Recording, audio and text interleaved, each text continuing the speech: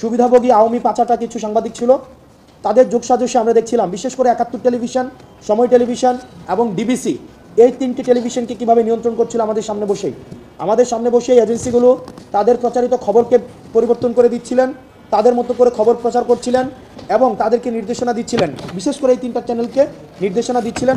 পরিস্থিতি স্বাভাবিক রয়েছে, নিয়ন্ত্রণে রয়েছে, 2 দিন নিয়ন্ত্রণে রয়েছে, সেটি যেন প্রচার করা হয়।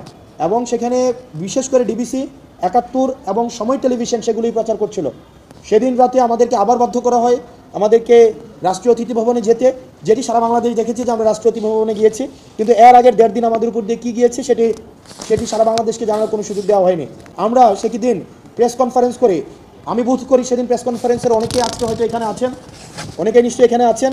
আমরা সেখানে বলেছিলাম রক্ত মারিয়ে কোনো সংলাপ নয় এবং শহীদদের রক্তের উপরে দাঁড়িয়ে আমরা কোনো সংলাপ করতে পারি না। এবং আমরা সেখানে আরও বলেছিলাম আমাদের শাটডাউন কর্মসূচি অব্যাহত থাকবে।